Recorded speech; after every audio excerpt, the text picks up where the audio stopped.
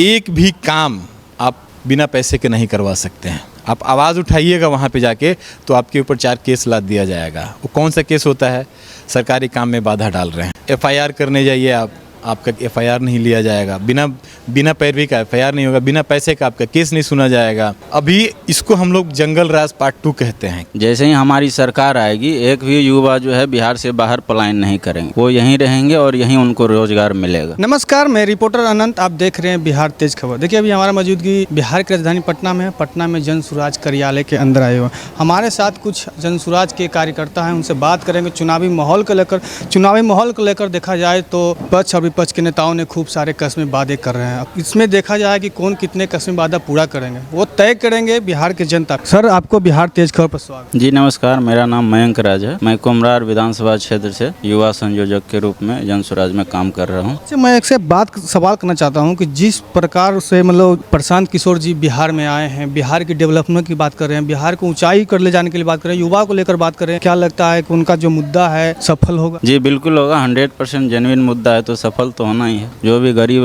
लोग हैं, वंचित लोग हैं, सबके लिए हम लोग सोच रहे हैं। और हमारे जो नेता हैं वो हमेशा देख रहे हैं कि 24 घंटे काम कर रहे हैं। 2 घंटा 4 घंटा हो सकता है आराम करते होंगे, लेकिन जब भी देख रहा हूँ तो वो काम ही कर रहे हैं, लोगों से जुड़ रहे हैं, लोगों के हित की बात कर रहे हैं। अच्छा, देखा जाए सर तो अभी इन दिनों जो भी बिहार का मुद्दा है, पलायन को लेकर, स्वास्थ्य को लेकर, शिक्षा को लेकर भी बिहार का मेन मुद्दा है। लेकिन हजारों किलोमीटर दूर युवा मतलब कमाने के लिए दिल्ली, महाराष्ट्र, मुंबई जा रहा है। क्या लगता है उस पर प्रशांत किशोर जी आएंगे तो तुम काम करेंगे? बिल्कुल वो कम हो जाएगा। और यहाँ तक हमें लग रहा है बिल्कुल 2 से 4 साल में ख़त्म ही हो जाएगा। जो भी पलायन कर रहे हैं उनको यहीं रोजगार, बिहार में रोजगार मिलेगा और यहीं अपना वो उपार्जित करके यहीं जीवन यापन करेंगे। प्रशांत किशोर जी लगातार बोल रहे हैं कि अगर हमारी सत्ता आती है यानी जीत होता है तो छठ के बाद बिहार में बिहार वासियों को रोजगार बिल्कुल मिलेगा। 110% मिलेगा। ये आप लिख के ले लीजिए। जैसे ही हमारी सरकार आएगी, एक भी युवा जो है बिहार से बाहर पलायन नहीं करेंगे, वो यहीं रहेंगे और यहीं उनको रोजगार मिलेगा। जन सुराज आ पाएंगे आपको लगता है? जी बिल्कुल आएगा और पूर्ण बहुमत के साथ आएगा। युवाओं का माहौल लूट रहे हैं प्रशांत जी? बिल्कुल लूट रहे हैं। अभी हम लोग को देखिए, हम लोग पढ़े लिखे युवा हैं और अपने देश के लिए, अपने बिहार के लिए कुछ करना चाहते हैं। और हमें लगता है कि कहीं न कहीं जन स्वराज की तरफ से हम लोग को मौका मिला अपने बिहार के लिए, अपने देश के लिए कुछ करने के लिए। बहुत अच्छा लगा। सर, आपसे एक सवाल है। देखा जाए तो इस त्रिकोणीय मुकाबला होने वाला है। एक तरफ जन सुराज पार्टी है, नए है देखा जाए तो, लेकिन दूसरी तरफ तेजस्वी यादव, युवा कहा जाता है उनको भी, वो भी खूब सारे कस्मे वादे खा रहे हैं। अब नीतीश जी तो जो हैं वो ठीक ही हैं। बाकी आप बताइए कि कौन किस पे भारी पड़ने वाला है इस बार? देखिए, ये तो साफ दिख रहा है। आप तेजस्वी की बात करते हैं, तेजस्वी जी के पास भी मौका था। उनके माताजी भी रही मुख्यमंत्री, उनके पिताजी भी रहे, खुद भी उप मुख्यमंत्री रहे। अगर जो उनको कुछ करना था बिहार के लिए, ठीक है, लोग आज बोलते हैं कि उनके माता पिताजी के बात छोड़ दिए, वो युवा हैं उनकी बात करिए, तो उन्होंने क्या किया? उनको भी तो मौका मिला। आज जो मुद्दा प्रशांत जी लेके चले हैं, बेरोजगारी का मुद्दा, पलायन का मुद्दा, शिक्षा का मुद्दा, जो सबसे अहम मुद्दा है, तो आज इस मुद्दे पे कोई पहले बात नहीं करता था। आप एक देख लीजिए, जो हम लोगों ने मुद्दा उठाया है कि बुजुर्गों को सम्मानजनक पेंशन मिलना चाहिए, 2000 मिलना चाहिए, हमने सबसे पहले मुद्दा उठाया। पिछले 30 साल में तो आप लोगों ने 400 रुपये से 1 रुपया भी नहीं बढ़ाया। आपने उसको, जैसे ही हमने मुद्दा उठाया, उनको दिख गया कि जन सुराज आ रही है, तो हम भी चुनावी मुद्दा में उतर जाते हैं। उन्होंने तुरंत 1100 कर दिया। ठीक है, हम बोले कि चलो हमारे बोलने से अगर जो काम बन जाता है, बिहार अगर जो हमारे विपक्ष में ही खड़ा रहने से बिहार बदल जाता है, तो मेरा मकसद पूरा हो गया। हम सत्ता के लिए नहीं आना चाहते कि हम आए तो सत्ता के लिए आए, क्योंकि हो सकता है हम भी बिहार वासियों को भला चाहते हैं, हम भी बदल जाए सत्ता में आके। भला उनका हो रहा है मेरी आवाज़ उठाने से, तो ये बहुत बड़ी चीज़ है। आज देखिए 10,000 देने की बात कर रहे हैं, महिलाओं को माई बहन योजना कौन सा चला रहे हैं, तो ये चीज़ आपको तो सरकार में रहते हुए करना चाहिए था। जो आज विपक्ष में आकर के, आप बाहर आकर के जो चुनावी बातें कर रहे हैं, आप बिजली फ्री देने की बात कर रहे हैं, तो ये सब तो आप सरकार में आप रहते हुए सब चीज़ करना चाहिए था। आप इस बात से आप कितना समय थे सर? मतलब कुछ लोग बोलते हैं कि लालू यादव और राबड़ी देवी के राज्य में जंगल राज था, क्या सही में? आप भी अगर जो बिहार के रहने वाले होंगे तो शायद उस समय आप नहीं देखे होंगे, उम्र नहीं होगा आपका, लेकिन हमने देखा है वो समय एक ऐसा समय था जो जंगल राज, अगर जो अभी हमारे जो आप युवा देख रहे हैं इनको नहीं पता है, क्योंकि उन्होंने नहीं देखा है वो समय। लेकिन हम लोगों के समकक्ष जो एज के लोग होंगे उनसे आप पूछेंगे तो वो बताएंगे कि 5 बजे के बाद रोड पर निकलना मुश्किल था। आप नई बाइक लेके आप बाहर नहीं निकल सकते हैं, आप चेन और घड़ी और ये मोबाइल लेकर के आप बाहर नहीं निकल सकते हैं। वो समय हमने देखा है। यहाँ पे, आज वो कैसे बात कर सकते हैं कि हम आएंगे तो अच्छा दिन ले आएंगे और अच्छा काम करेंगे? आपके पास तो मौका था तो आपने दिखा दिया यहाँ पे करके।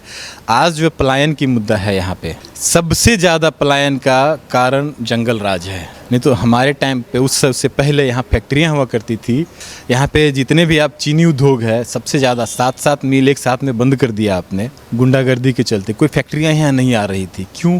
वो सुरक्षित महसूस नहीं कर रहे हैं। कहाँ पे उनको रोक लिया जाएगा, कहाँ उनको किडनैप कर लिया जाएगा, वो एक बहुत बड़ा मुद्दा था। यहाँ पे उस समय सबसे बड़ा व्यापार था, बताइए कौन सा व्यापार था यहाँ पे उस समय? अपहरण का व्यापार उस समय हुआ करता था, व्यापार था वो। यहाँ पे सिर्फ एक व्यापार था यहाँ पर जो कि फूल फल रहा था।